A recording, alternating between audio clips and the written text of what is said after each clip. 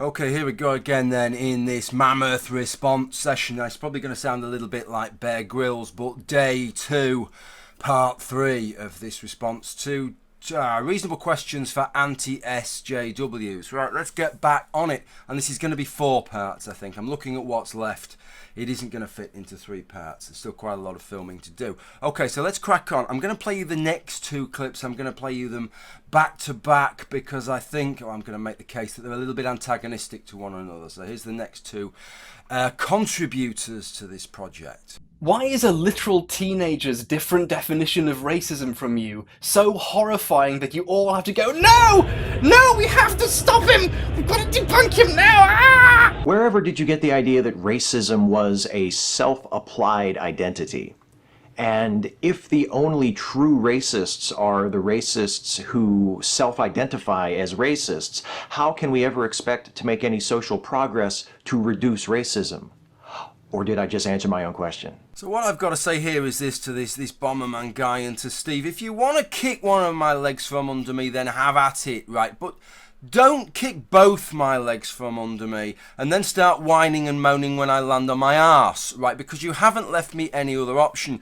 What we have here is a situation where Steve Shives, staggeringly I have to say, seems to have an issue with people self-identifying, with choosing how to apply labels to themselves. I say staggeringly because I know that in some other contexts, when it suits his socio-politics, he would defend to his last breath people's rights to choose how to identify under certain labels and how those labels ought to apply to them. But seemingly when it doesn't suit, he objects to the fact that people might have a say in how those labels apply to them. But then at the other end, you have Bomberman, who his position is that, well, yeah, other people that can impose these labels on you and you've just got to suck it up, pal. Well, I've got news for you, pal, because if I'm not allowed that kind of say in how those labels apply to me, then I've got a deep invested interest in how those labels are formed and how those labels are applied.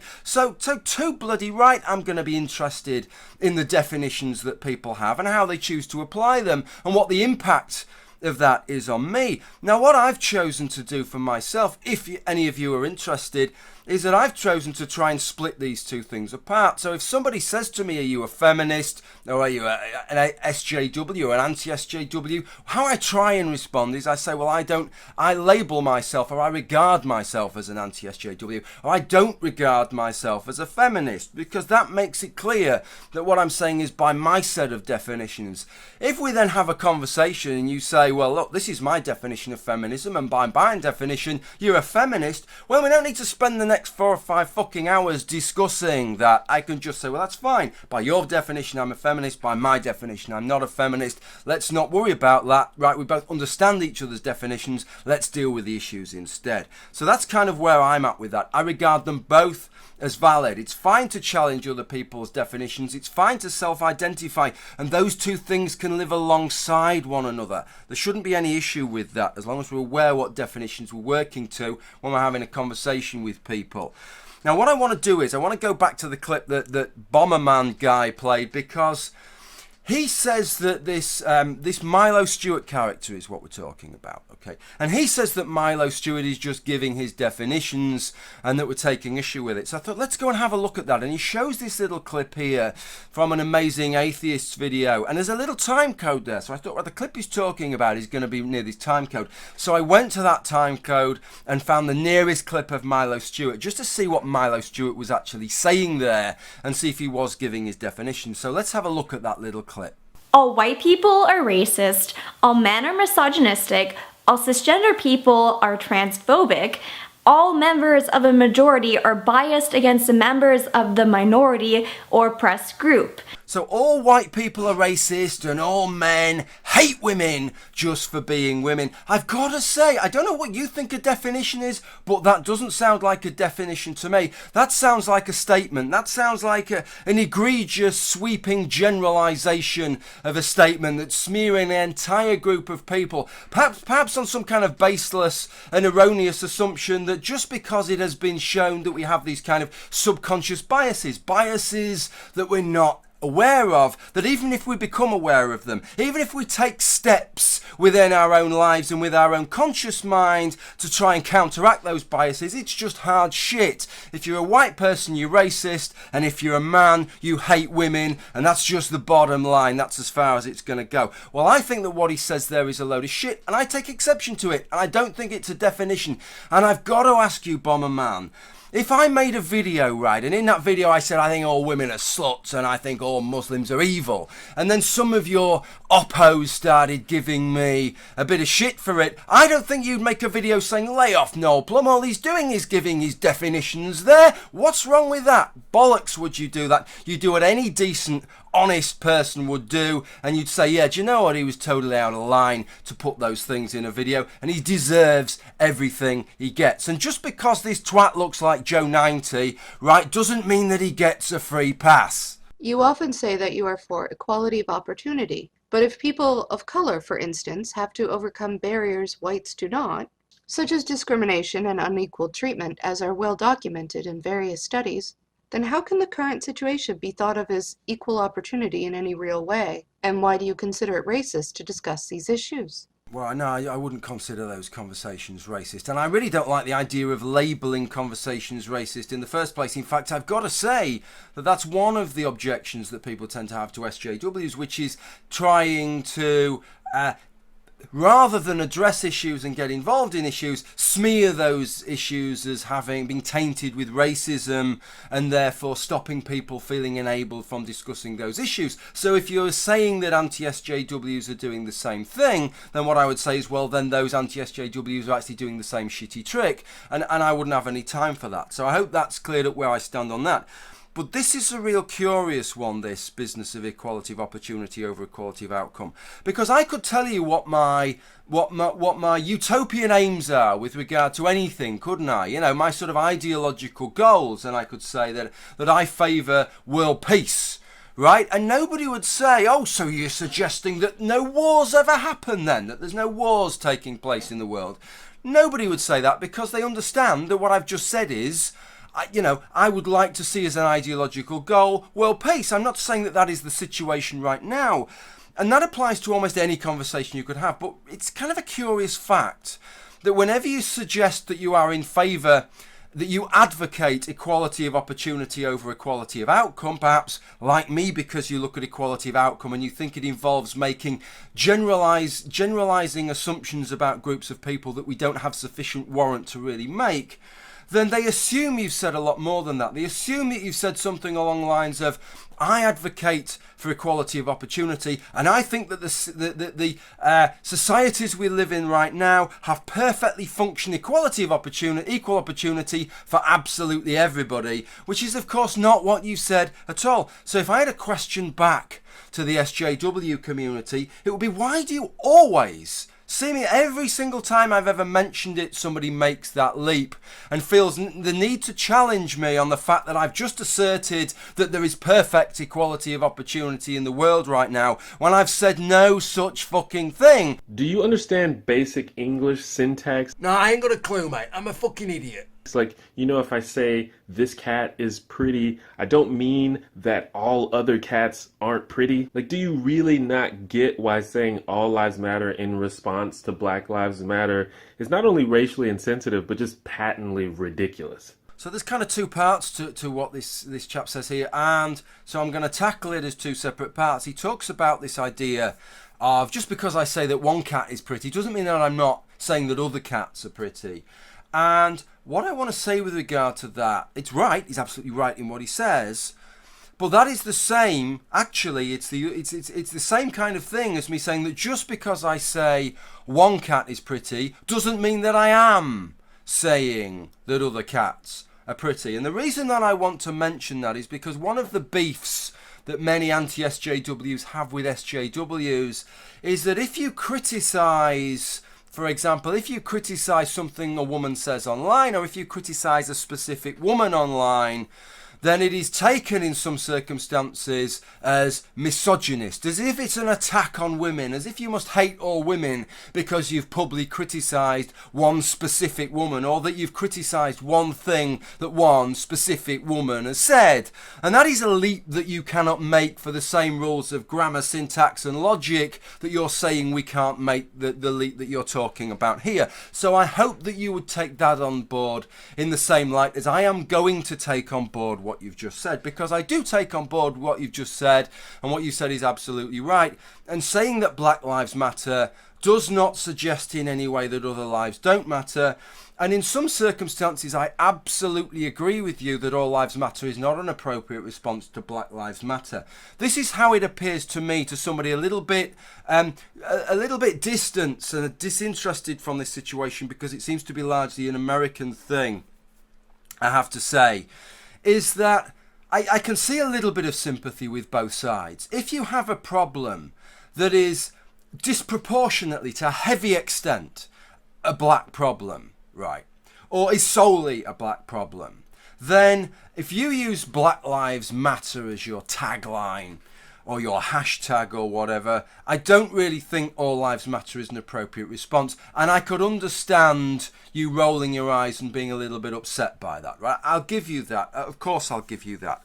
But at the same extent, let's say at the other end of the spectrum, you started talking about the black victims of something and Black Lives Mattering in something where there was absolutely no way of distinguishing between the black victims and the white victims. It just seems to happen to everybody equally. Like, black people are dying of natural causes. We must do something about it. Black Lives Matter. I could understand somebody taking umbrage with that and saying, well, all lives matter. Everybody's dying of natural causes. Sure, we should try and... So there's no grounds for you to try and differentiate there, right? And make this out as a subject, as a specific black issue when everybody's suffering in the same kind of way. I'm assuming we'd both be on board with that. I hope we'd both be on board with that.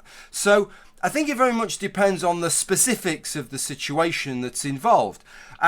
So I'm no expert on police deaths in the United States. I just went searching for some statistics, because I know that this is perhaps the most relevant thing where this Black Lives Matter, All Lives Matter seems to be cropping up as a slogan that's being used, or a hashtag that's being used, and a response that's being given. So let me give you the statistics that I found. It was from the Washington Post in an article July of this year.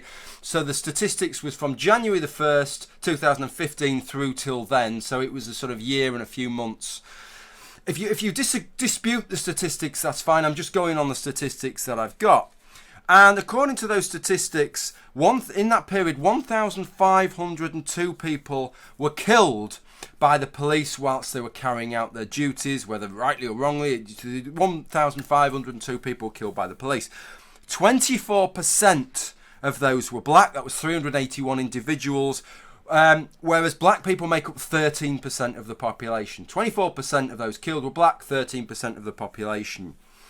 49% of those who were killed were white, which was 732 people, and white people make up 62% of the population. 49% of those who were the victims who were killed, 62% of the population. So you can see from those statistics that this is disproportionately something that affects black people, that black people disproportionately are more likely to be killed by the police in the police carrying out their duties than white people are, right? I think that's quite clear from the statistics. Now, what it doesn't account for, of course, in those statistics, and I couldn't find anything with that, is looking at sort of the socio-economic factors of where you live, because if the United States is anything like the UK, and I'm assuming it is, most police activity is where most crime is, and most crime is within the inner cities. It's not the leafy suburbs where the police spend 90% of their time. They spend only a small fraction of the time. It's not in the countryside that the police spend their time. So you'd need to really look at what the demographics are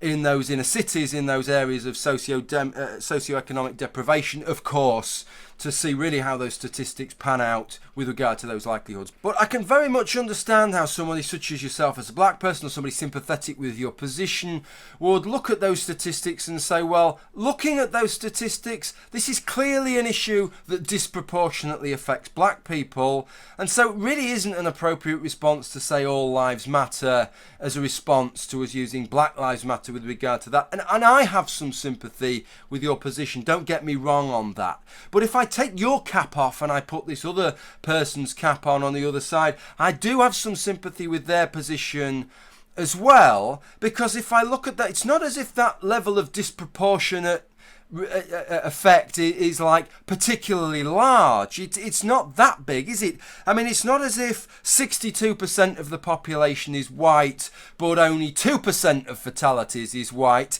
It's 62% of the population is white and 49% of police fatalities is white.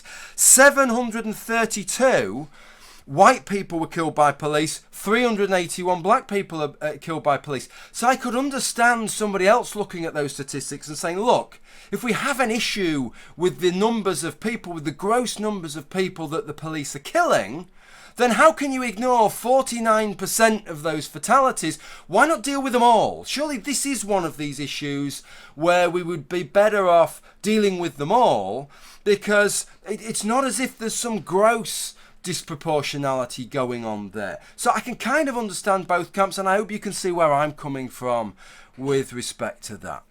If you say you're an egalitarian, will you call out the man-hating slurs that you see coming from people within your community? People who use terms like cuck, beta male, faggot, or mangina? All of these things basically distill men down into thinking that the most important thing about them is to be having sex with a woman.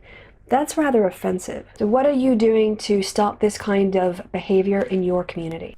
So this segment gets off to a bit of a shaky start for me, because everything that Christy says precurses on the idea that you label yourself an egalitarian. I know a lot of people do, but I find that one of the most useless labels out there, because it can mean so many different things, from believing in the idea of equality of opportunity or believing that everybody is equal under the law, and so that the law or society views everybody equal legally, or it can mean some kind of romantic, rose-tinted ideas that everybody is equal in terms of their personal characteristics. This kind of misty-eyed bullshit that, well, you might be better at this, but in some other way, this other person will be better than you are. And yet we know that nature isn't as fair as that, is it? It's a little, but the brute reality is that there are some bastards who just seem to have everything. They're athletic, they're gifted, they're talented, they can play instruments, they can speak 20 or 30 fucking languages, they're intelligent, they're handsome or beautiful, they've got a fantastic physique, they've got everything going for them.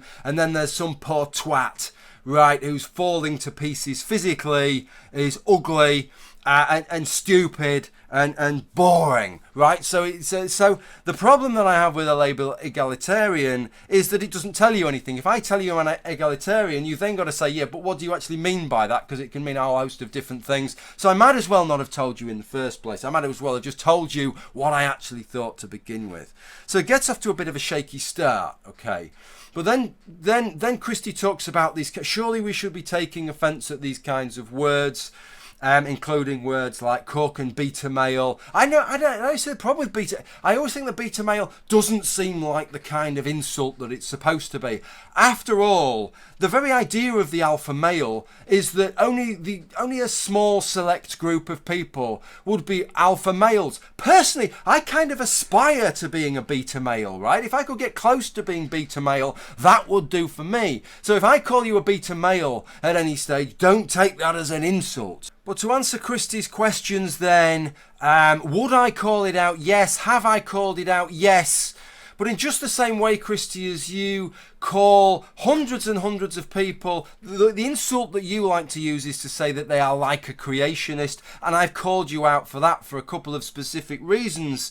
In just the same way as I don't call you out every single time that you do it, otherwise all I do is follow you round the net calling you out for doing it. I can't call every single time out. I can only do it once or twice and make the kind of generalised statements that I'm making now, and then just assume that people understand that that is what my position is and that it hasn't changed in the 5 minutes since I last said it. I just want to know, what I want to know Given that A, I haven't got a magic wand, and B, magic doesn't exist for me to fashion a wand out of, what exactly is it that you would like me to do above and beyond what I already do? So I've just had a look at the sort of running time of what this is going to pan out to and how much there is left. So I think this is probably a good point to end part 3. And I think we'll probably be about another 20-minute wedged film for part 4. So bye for now. See you at part 4 with, I think it's mainly going to be Professor Philip Moriarty and Christy Winters in part 4. So I'll see you in part 4. Okay, thanks for watching. Bye for now. That's all, folks.